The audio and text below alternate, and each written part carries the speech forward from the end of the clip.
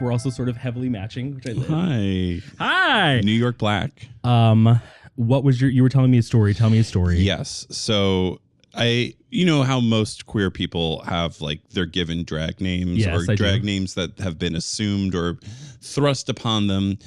So I have the ones that I think that I would have, but there's only one that I've been given. Yeah. And it was Katrina DeBreeze. That's cute. Yeah, but there's a story behind it. Okay. I will never be able to use it only because, well, I could use it. It's just the queen that gave it. I'm not going to name names. It was at a brunch spot in Queens. Love. And we would go to this brunch spot, my husband and I, many, many times.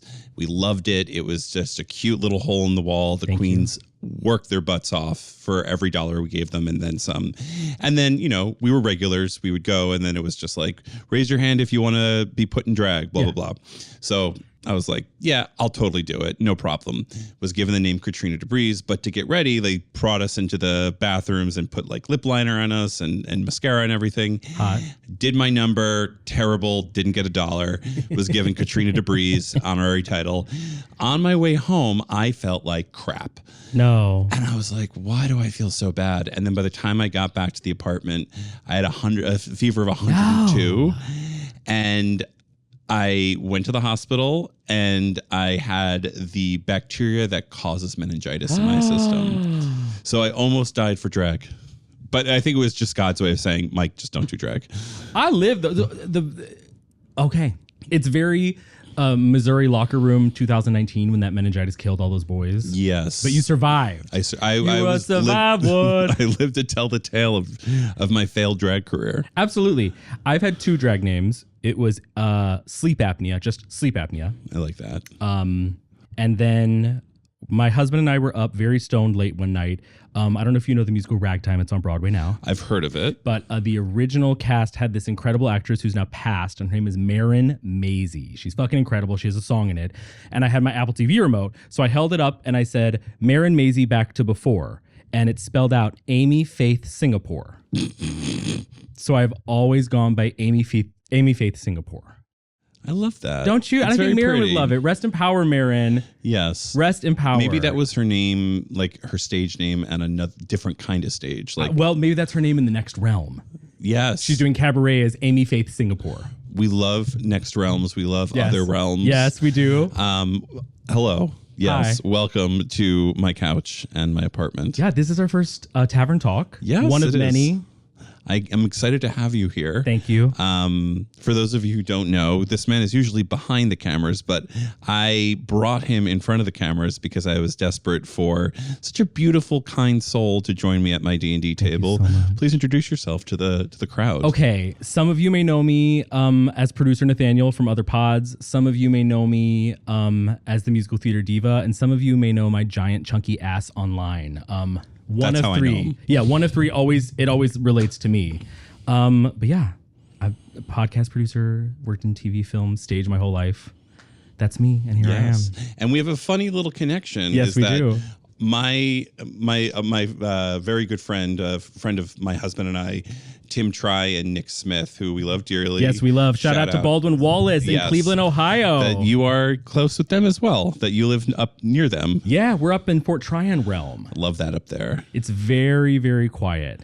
Yes. And Tim was a senior, I think, when I was a freshman. Gotcha. So he's old. Old, ancient. Tim, if you're watching, haggard. AARP. They're all it's a whole crew that we got adopted into. Yes. We love them dearly. But no, my husband is more like the boisterous theater queen, and I'm more the stay at home and play Pokemon queen. But we're trying to turn you into a theater queen. Well, I'm like theater queen adjacent. Like I was an English major in college. Same thing. Wake Forest, go Deeks.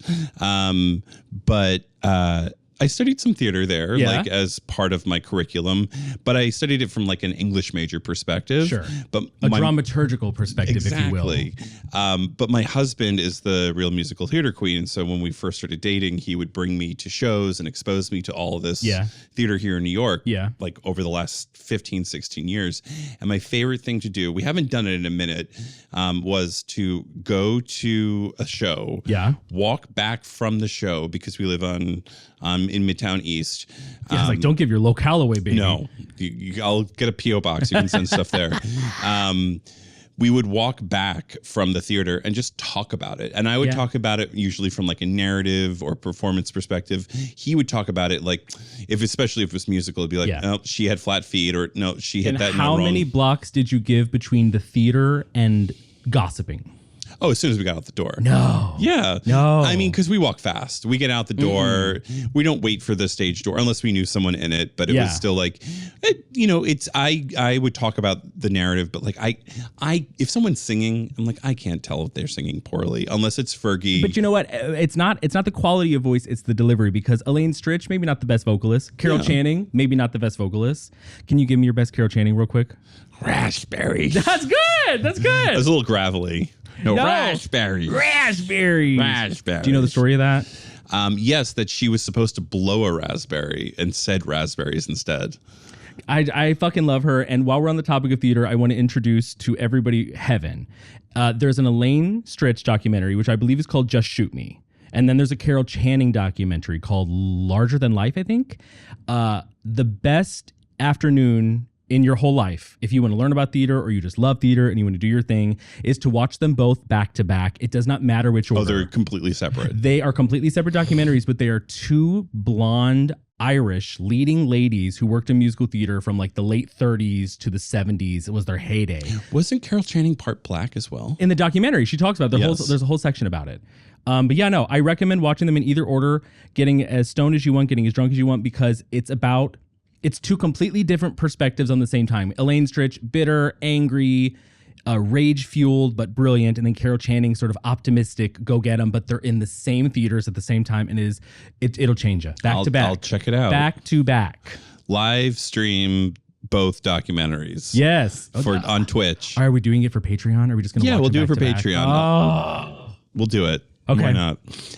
So as part of Tavern Talks, this is just my nerdy way of forming community. I think we're all nerds or geeks or dweebs. There's some sort of Venn diagram that kind of describes what those are. I always identified myself as a queerdo, like a queer weirdo. Sure. But it's just like the idea of having something that you're passionate about, something that you draw a lot of like enjoyment from, that might be something you talk about at like a dinner party, maybe passively, but you have a lot more knowledge, and that if someone really kind of hits that button, then you're just like you talk about it way too much or way too intensely. Yeah. An example of this I will give you. I'm a huge comic book nerd. And like I said, my husband, big into musical theater. So do you ever watch The Walking Dead on... I watched the first two seasons, I believe. So there was, this is good because she was in the second season on, and she was a popular character. There's an actress named Emily Kinney. Okay. And she played Beth on The Walking Dead. The blonde girl, she was like a part of the farmhouse. She was a little bit younger. You know what? We have telephones. Yes. Look her up. Beth. Roy had done Peter Pan with her way back in the day, and Disney or OG. On stage. I don't know, but she was his Wendy, and he kind of knew her past, like through that, like Emily Kinney, and she invited Roy to her birthday party. Now, this was between seasons 1 and 2, and I was a huge comic book nerd. I loved The Walking Dead when it first came out. I had read all the comics up until that point. I had been working at Forbidden Planet. Oh, absolutely. Yeah. So I was well versed in what was going on in The Walking Dead. And so I think it was like volume 7 or 8 at this point. So we got invited to her birthday party near Union Square. It's just off of work. And it was me and a bunch of theater kids, like a bunch of like really good, like talented people. And they were like, Emily, what are you doing next? And she's like, oh, I just got booked for this job called The Walking Dead. And all these theater kids are just like, oh, what's that? And then instantly my head was just like, whoosh. And I was like, who are you playing? And she's like, well, I'm playing so-and-so Green. And I'm like, okay, so you're a combination of two different characters. You're either going to get killed by zombies coming out of the barn, or you're going to make it to the jail and you're going to get stabbed by convicts. Love. And she's like, well, I'm reading scripts for the jail. I'm like, great, you made it to season 3. God. And everyone's looking at me afterwards. They're just like, who is this guy, this weirdo that got invited to this? And everyone's like, well, anyway. And then lo and behold, she's like becomes one of the most popular characters. Iconic. But it's just like, it was I'm sure she remembers you. I'm sure she doesn't. She had a lovely singing voice, though. Sure. She's incredibly pleasant. I hope she's doing well. Shout out to you, Emily. Was Roy Peter Pan? No, he was one of the Lost Boys. Oh, okay. She was Peter Pan. She was Wendy. Who? Okay. I don't know who was Peter Pan at the store. It's usually like an older lady. Yes. It gets a little creepy when it's a man, I find. Yeah, it's kind of the reverse Ed and Turnblad. Very much so. Very much so. Yeah. Christopher grew up on the Mary Martin version of that, and I still am trying Mary to Martin, yeah. Lesbian. Lesbian. Mary Martin. There's a great book about it. Lesbian. Lesbian. Lesbian, honey. Lesbian. I'm a big Golden Girls fan, by the way. So I have a few questions for you, mister. Okay. What is your current new fantasy or just like obsession that you have right now? Okay. Is it a video game? Is it a comic? Is it a movie? Is it theater? Honestly, it's The Way of Kings, the Brandon Sanderson books. He has a ton of books. I think it's called the Stormlight Archive. Yes. And Apple is spending like a bajillion to adapt it. It was one of the thickest books I've ever read and one of the quickest I've ever read. It's just fucking fantastic. How many are in the volume or in the I series? think there are 4 in the Stormlight series, but in the world of the Cosmere, there's like 12, 13. Pro tip. This is pro tip number 1 for DMs. A good DM is good at stealing and not being found out. So thank you. Steal from, if you ever want to DM, just steal from your favorite fantasy I stole book. a lot of my character from the 10th Kingdom. There you go. Why do you love the 10th Kingdom so much? Oh my God. NBC's the 10th Kingdom. NBC, yeah. As soon as I said that and I edited it, Hallmark via NBC. Oh. I think, okay, this is a 2-parter. Number 1, because my husband, Chris, hi, Chris, we've been together for 16 years. Me and my husband, too. A shout out. Yes. Come on, 16. I think 16 is the 10 anniversary. 10. No, it's the 16, not 10. That was a bad joke. I know, and they couldn't see me. If you can't hear me, but you could see my dead face. Okay, so when Chris and I first started dating, he was out at my childhood home. My parents were there. We were all a bunch of college kids laughing around. And I put him in my childhood bedroom to sleep. And before I went to bed, I was like, I'll go check on him because I'd barely known him, but we were all in college together. And I was like, I'll invite him. And when I walked in, he was holding 2 VHSs of mine. One was Abbott and Costello Meet Frankenstein, and the other is The 10th Kingdom. And those are my 2 absolute lifelong favorite movies. And he stood there and he's like, it's so funny you have these. These are my 2 lifelong favorite movies. Oh my gosh. So that's amplified The 10th Kingdom. But I just am a super fan of all the miniseries from the 2000s. So like Tin Man, Dinotopia. Oh, yes. I love Dinotopia. The 10th Kingdom, Merlin with Sam Neill and Miranda Richardson. I know I'm forgetting them, but like specifically the 10th Kingdom is just my fucking favorite because I was a Midwestern boy and I wanted to move to New York, and the 10th Kingdom is New York. New York is the 10th Kingdom. Did Once Upon a Time on ABC steal this? Don't get me started. Don't get me started. Revive Once Upon a Time right now. Revive Once Upon a Time now. Get Lana Parrilla on the horn. She's ready to fucking go. Once Upon a Time. No, because, okay, so the 10th, do you know the 10th Kingdom? Well, it says that there's all the storybooks and then New York City. But so the 10th Kingdom is this. All of the Grimm's fairy tales are in existence in the 9 kingdoms. It's like this. It's Germany, just a big Germany. And they're all killing each other. They're all upheaval. Somebody accidentally tears a hole in space-time. Not tearing a hole. Yeah, and the 3 trolls break through and they're like, oh, a new place. Well, we're the first trolls here. We're going to claim it. This is the 10th Kingdom. And they claim this realm. Yeah, so what happens is then 3 New Yorkers get pulled back in and they have to find their way to get back.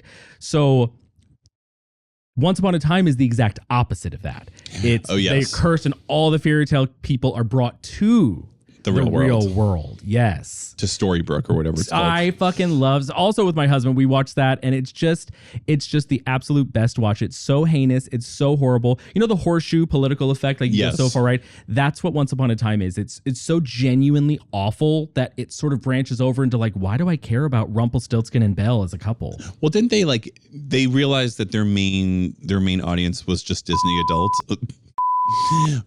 adults. And there was just like, okay, let's just put Frozen in. Let's just put Cruella in. That's when I stopped, though. That's when I stopped. I was there for the first two, and it was the impactful original Disneys, like Sleeping Beauty. Yeah, well, but like 101 Dalmatians are in there. Like there's Jiminy Cricket owns a Dalmatian, but he's a psychologist, and it's so good. But once they started bringing in Elsa and Anna, I was out. Yeah. Well, I did stay through bringing in the Wizard of Oz, and all their names are book accurate. I forgot about that. Yes. I stayed for Lana Parrilla, who is I'm gay as hell. But Lana Parrilla, if I had to fool around with a woman, she'd be it. Have you seen her on Instagram, the Evil Queen? She's giving every post is just like nip. Oh, nip, titties, ass. I said, you better go, girl. You go, girl. You know what? If you got it, flaunt it. And I agree. Yeah. She's hot and she looks great. She's not hurting anyone. No, she's reviving us. Well, someone's got to in this terrible. Yeah. Okay, but to round back to answer you, the Brandon Sanderson books have been that, and I am brand new to. I'm going to mispronounce the name because I'm realizing now that I've never heard it out loud. Neon Genesis Evangeline. Evangelion. I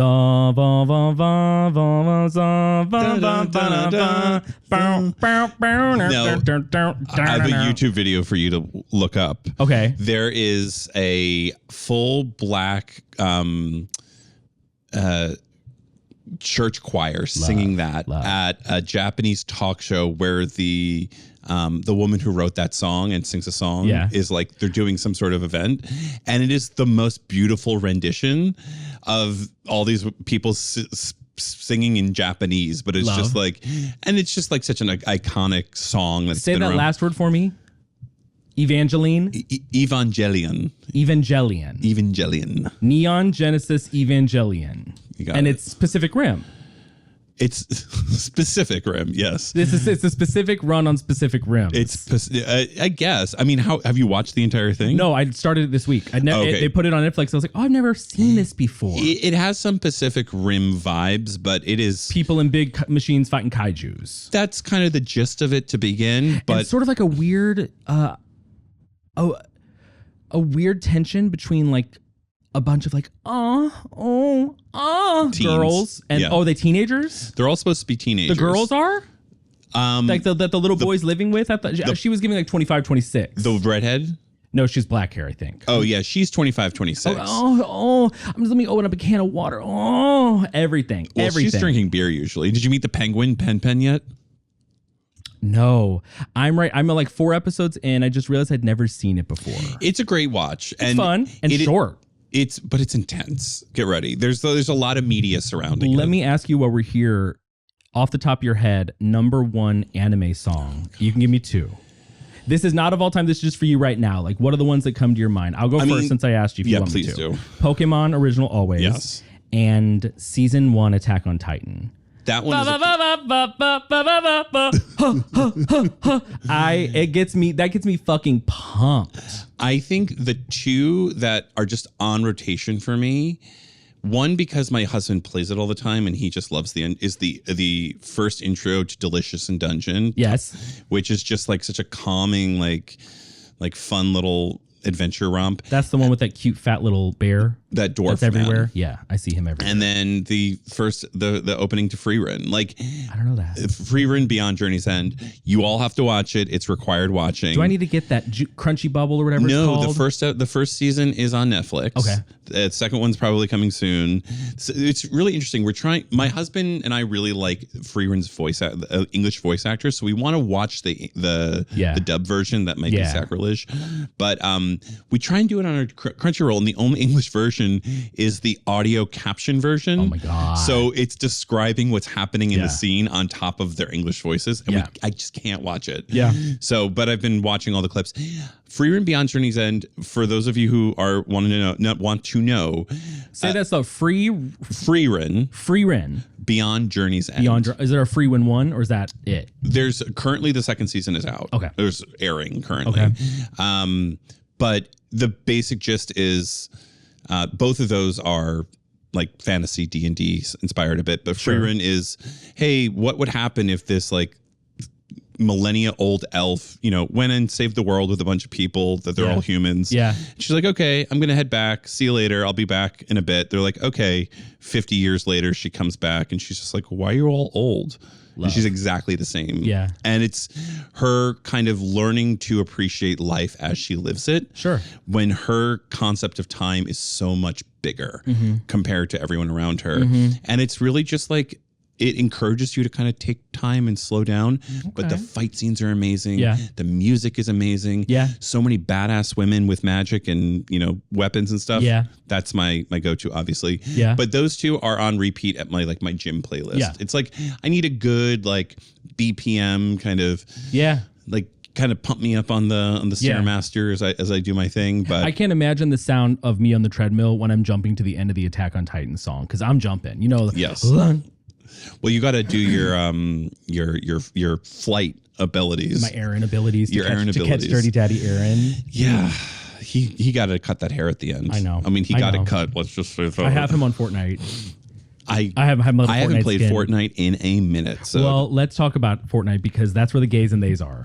That's what the girls, the gays, and the theys. That's where the gays and theys are. I do appreciate the really faggy, the skins that they have. Yeah, but notice that the faggiest are the bros. Yes. So when Ariana come out, Ariana's all the sweaty players. So if you see an Ariana, run. When it was Sabrina Carpenter, if you see a sweaty Sabrina Carpenter, you run. Okay. And then the gays are often choosing either the pop stars or the wild butch character. So I have a biker. I have a farmer daddy with animatronic legs and a grandpa daddy, because I love a grandpa. Now here's a question. Yes. Is there a Carly Rae Jepsen skin? No, there's not yet. Okay, let's stop here. Carly Rae Jepsen has had her baby. Yes, congratulations. Carly, if you're watching this, we are so happy for you. We are so happy for you as a mother. You were already mother. Yes. Now you're even more mother. If you need us to make a little Queen of Mothers.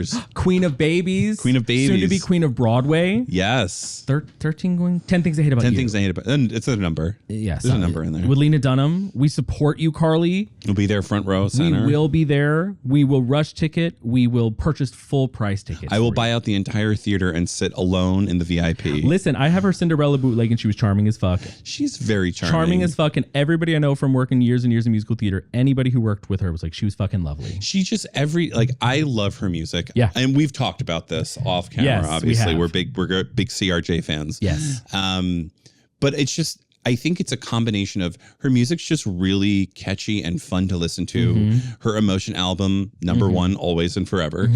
But it's what she provides. Sorry, a fiber. Take your fiber. My bottom alarm just went off.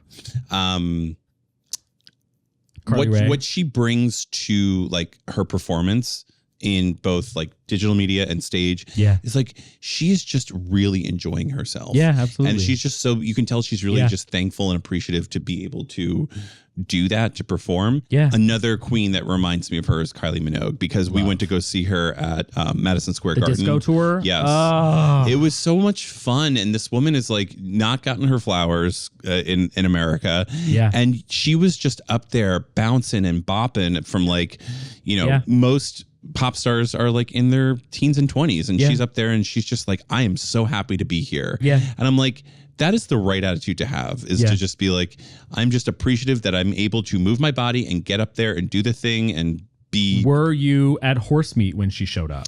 I was not. I'm usually in bed by 9. So for those, I'm guessing 98% gay men, but for the fans that are listening who don't know, Horse Meat Disco is a gay dance party in New York.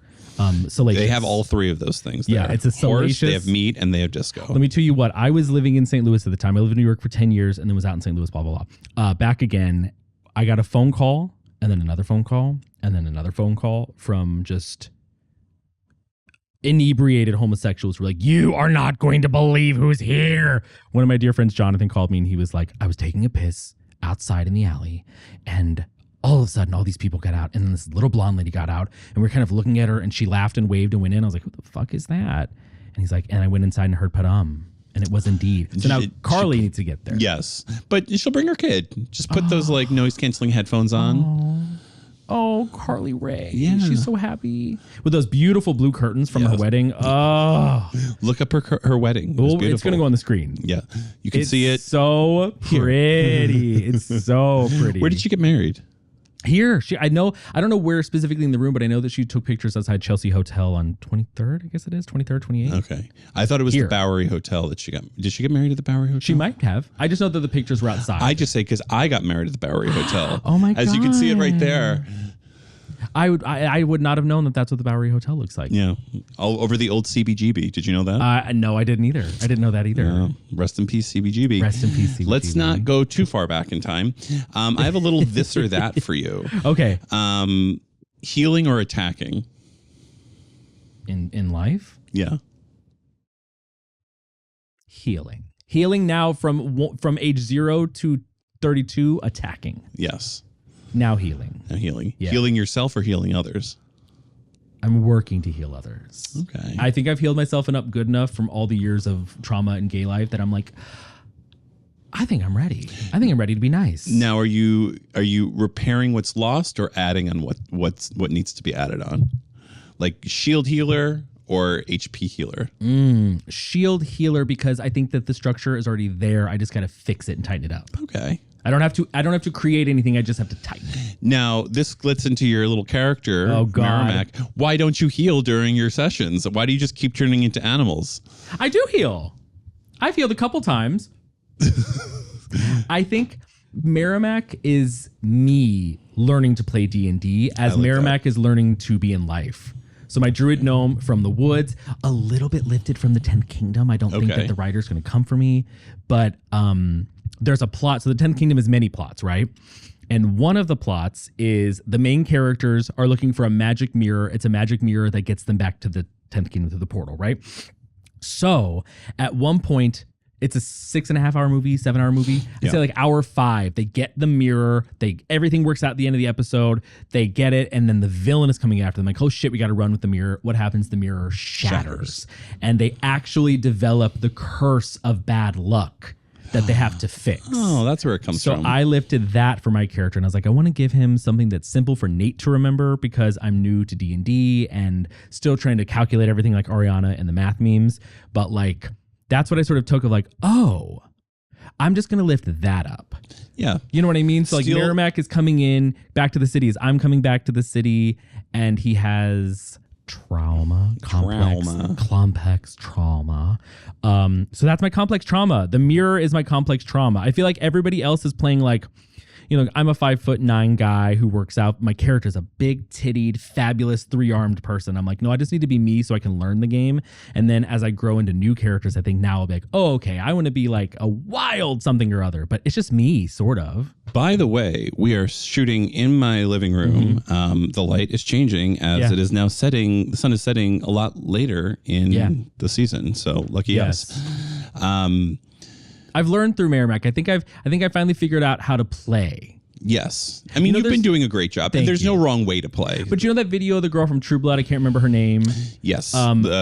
She had the red hair. Yeah, gorgeous. She's Jessica in the show. Jessica, yeah. Or is that her real name? I think it's her real name. Well, whatever she is, she explains it to John Barenthal for a second. I remember watching that and I was like, she does a great job I was like, with that. what the fuck is she talking about? It didn't work for me. And then after a while, I started specifically watching like Andy and everybody else. I was like, oh, I don't have to think through what I want to do. I just have to suggest to you if I can. And then you'll allow it and then I can continue. But you know what? I'm sort of like the beginning of the thought and then the end of the thought, but you only need the beginning of the thought.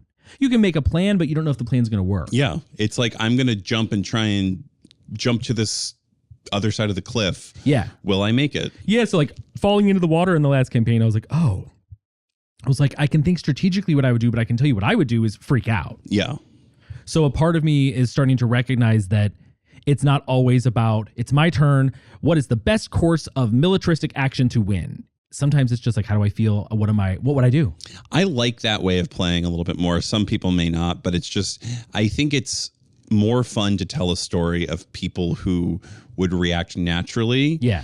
Given the chaos surrounding them, not so much the how can I best win, that this is a game to win. Yeah. So what are some essential needs to know what builds your dweeb taste? Like, what do people need to know the Nathanael dweebiness? Oh God. Okay. 10th Kingdom. Yes. That all those miniseries. I would say if it's like a pillar, the 10th Kingdom is a whole pillar by itself. All those miniseries. Musical theater. I know that's a corny fucking answer, but that's like it's its own sphere of influence. Yeah, and that's my foundation. And I taught musical theater in college. When my professor was out, I taught the class of like the history. So like, that's fun. That's the autism. That's like, so I love the history of it. And I don't know, that's where my passion always goes. Like I still write for musical theater. It's just so much of who I am. And I grew up doing it. I was a child actor. So I started doing opera at like 11 and then musical theater as well. And then by the time I got to move here, I was 20, whatever, and moved here. I was like, oh, I don't want to fucking act anymore. Yeah. I never liked it. I just want to be in it. All the world's a stage. Yeah. So definitely musical theater. That as far as like video games, I'm a gamer, but I'm not an intense person who goes through game after game after game after game. But like I had my N64, I had my PS2. Video games for life were all the James Bond OGs, 007, Golden Hour. Shout out Casey. Come on, Casey. I love the new song. I think it needed a bridge, but I love the new song.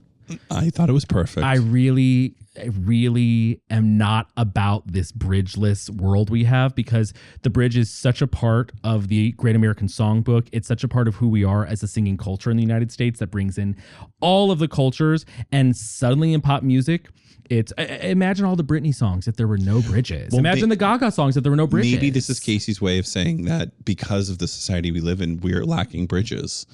And this is how she feels without it. We need to start building them to meet our neighbor across the street. I will get a hammer into it and I'll help her build a bridge. Let's build a bridge. I love the song though, and I really like the bass line. I think it's crispy and funky, and I was gyrating on the plane. Crispy and funky. So the three we have 10th Kingdom. The miniseries of the 2000s. Yes. Musical theater as a whole. I would say specifically spooky musicals. Ooh, like Sweeney Todd. Yeah, so I have an obsession with all like vampire musicals and spooky musicals. I'm excited for Lost Boys. I love a flop. I love a Lestat. I love a Brooklyn the musical. I just think there's so much you can do in it. So musicals, and then honestly, like, what else describes my nerdism? Definitely musical theater. Definitely, what do they call it? Sword and sorcery style, like Willow. I love Willow. I'm new to the anime front, so that's been fun. Like when I was little, I would watch like Yu-Gi-Oh! And Pokemon and shit like that. But now that I'm older, I'm like, oh, I don't know this at all. I'm just going to click on it. So like I've watched the Netflix ones. I love Castlevania. Love Castlevania Nocturne. Love Blood of Zeus. Working on many of those. I don't know. I think that's probably. I'm trying to. Roller coasters. Above musical theater, above all of it, I'm a theme park person. I would say that I am a tentative Disney gay, but my theme goes everywhere. I love Universal. I love small parks. I love big parks. I fucking love.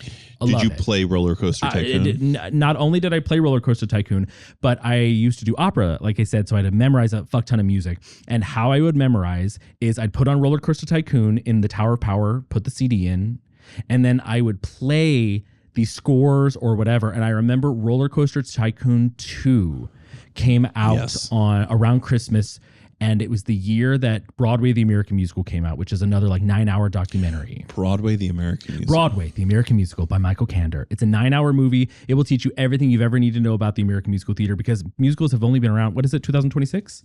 Musicals have been around for 99 years. What was the first musical?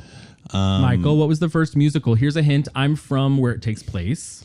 Meet Me in St. Louis? You're okay. Shout out. No, it wasn't the first musical, but think Mississippi River. There's an old man called the Mississippi.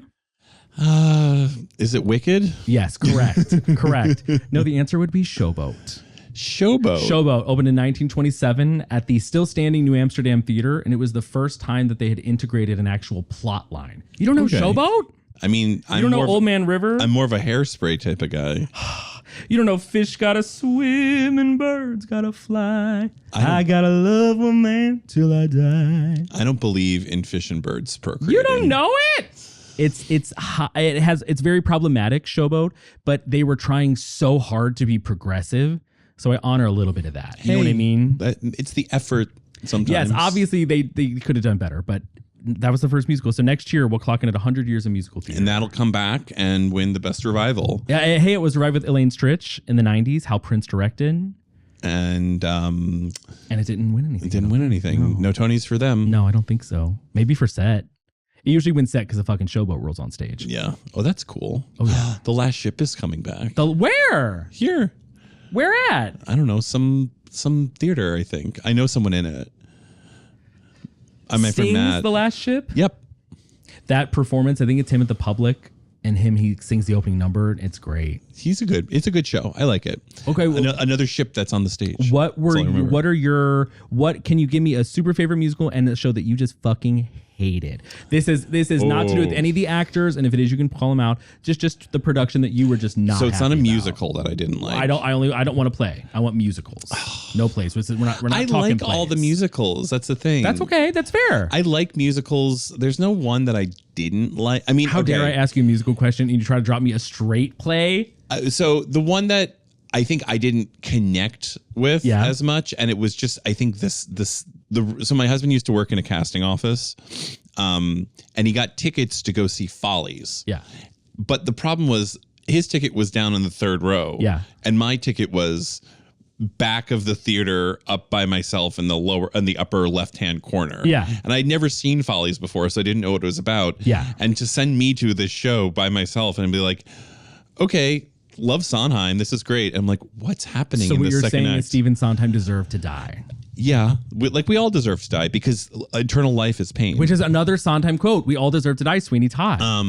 It's not that I didn't like it. It's just that Follies is boring as fuck. I didn't know what was going to occur. And usually my husband's sitting next to me and be like, okay, prepare yourself if there's like a hard switch in the second act as to what to expect. Well, the audience famously felt the same because when it opened in the 70s, I believe, it was one of the most lavish, expensive musicals of all time. And it was beautiful. Was like, I think I needed that person who knew more about musical theater sitting next to me for me to ask a question at intermission. It's just boring. It's okay. Follies is boring. Of all of his pieces, it's a reflective. A lot of great music in it, though. A lot of great music, but sort of boring. But what was my favorite musical so sort far? Of boring. I mean, what comes to mind is Hairspray. That's okay. And I think it's a personal reason is because that was the first real musical I saw my husband perform in. Oh, who was he? He was one of the nicest kids in town. Sure. I think he was Brad. Yeah. I'm Brad. And he was in North Carolina. He was in Raleigh-Durham Theater. Yeah. And it was like us a couple months into us dating. Oh. And he had been gone for a few weeks. On a contract. And so I went down there to see him. It was like week 3 of him being gone. And it was just like we were all over each other. Yeah. But I saw that performance like twice or 3 times or something like that. And I had never seen it before. And it's just you were a Hairspray virgin. Yeah. And I was just like, oh my God, this is such a beautiful show. You know what? I got to back you up in that. You're right. I used to come up to New York with a sugar mama, and that's a whole other story, just a family friend. And I always got to pick the musicals, and I would pick, only very serious, drab musicals. And I remember one trip, probably around 2006-ish, she was so mad at the selection that I had chosen that the final night we were going to see Grey Gardens, one of my all-time favorite musicals with Christine Ebersol. The greatest musical theater performance of the century. Wasn't Drew Barrymore? No, she was in the show. She was in the HBO version, but same story. We had tickets. We were going to go, and she sort of had a meltdown at dinner. This lady was like, you have taken me to so many fucking boring shows. I do not want to see another boring show. I want to see Hairspray. I was so I cried. As 15 and faggy, I was crying. I was like, we have to see Christine Ebersol. And we went and saw Hairspray, and I will say I was so angry. And by the middle of Act 1, I was just delighted. You can't help but smile at that show. I was just delighted. I think what it is the most recent one I can think of, we went to go see Jinx and Pirates, the Penzance musical. Which is just for me, it was a fun ride. I knew exactly what we were going to get going into it. Yeah. But it's just when you see people on stage who are good at performing, great at performing, and can sing and can dance and can like act their butts off.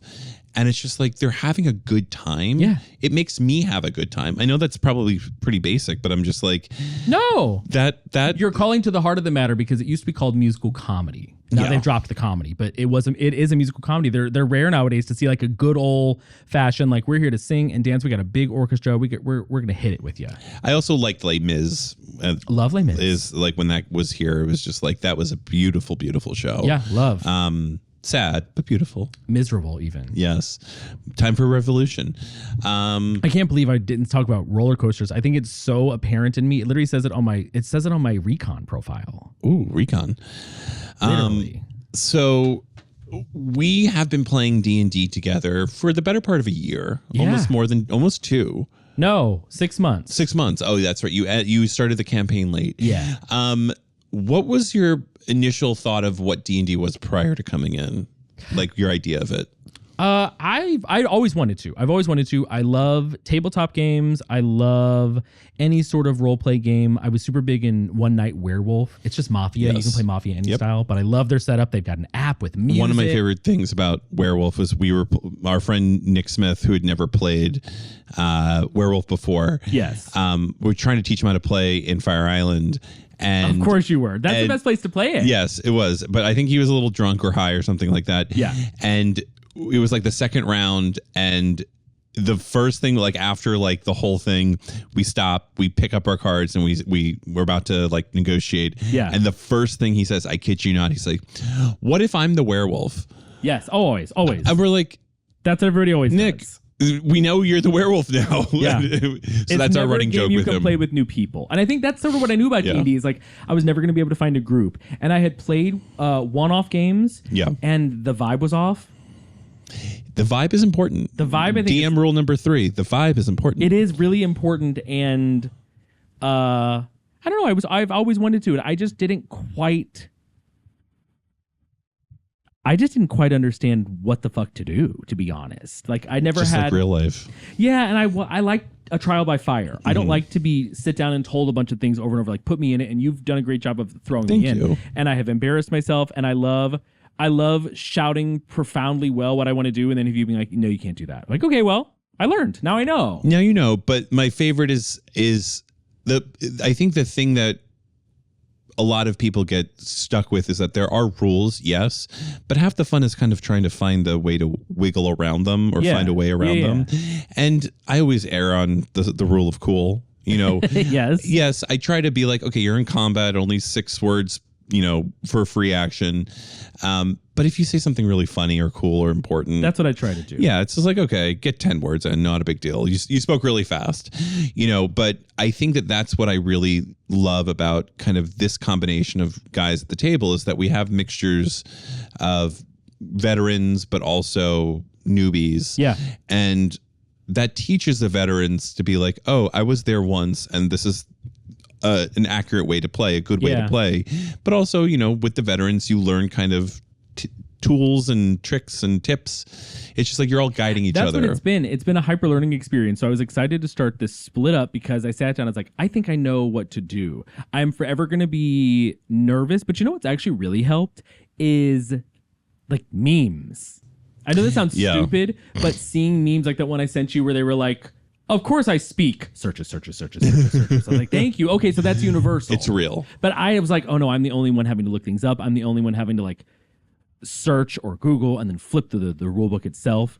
But no, it's non-cornily, it has been a dream come true. I've always wanted to do this, and everybody is so lovely. Good. I'm happy. For now. Yeah, well, we've mixed you up. You've played your first game with the new group. Yeah. And we're going to get you back to your old group, the Neverwinter. I miss my Neverwinter girlies. You might see 2 of them tonight. I know, I already text Victor. I'm excited to kind of get these guys at the table together. I don't know what's going to happen, but I'm excited to go forward. I know some guys in the group are a little sad that they're not with their usual group, but I think that this is part of that like community building that I'm trying to create. It's fun. Is like we're all friends. We all need to be friends. At least that's the thing is I'm friends with all of them. Yeah. But I only see groups of them every couple of days, you know, every couple of weeks at this point. So I'm just like, look, if I like them, then you'll like them. Yeah. But I think that's kind of the struggle in the gay community is just like you may not like everyone, and just because you're gay doesn't mean you're going to be friends. I don't struggle with that. Yeah, I'm a Gemini. I'm built in animosity. Oh, that explains it. Yes, absolutely. No, I'm a Missourian too. Harry S. Truman, he didn't believe anything, and he was from the States, so he always used to say, "Show me," and I carry on that Midwestern quality very well. I don't believe anything till I see it. I think I learned that too from years in musical theater, where they're like, "We want to cast you in this." I was like, "Great." And then I would never celebrate it. I was like, well, let's wait till I get the contract and it's signed and executed, and then I will celebrate it. That's just me. I'm kind of the same way. I think it's smart. I think it's better. It's managing expectations. Yeah. But I think you've been doing a great job as Merrimack. Druid, DM tip number 4. Druids are an incredibly hard class to start out as. I did not know that. I assumed easy. I was like, Druid. I was like, they're, Celtic robes. They live in the woods. Check. There's just a lot of spells and a lot of things to manage and mitigate. But on the flip side, you can become one of the most powerful characters at the table. I'm also working on making my own recall cheat sheet, because it's too much to remember everybody's name, everybody's history, what everybody is. You know what I mean? I don't even know that. But they'll be like, will you remember the Bard? And I'm like, the Bard? Who the fuck is the Bard? I started. I'm like, oh. It's not super live yet, but you can find it. There's a fandom for Goblin Guys right now. We're linking this. We're linking this into YouTube. It is not by any stretch of the means finished. I am pulling in NPC information. Yes. So I use this program called Kanka, KANK.io. .io. Yeah.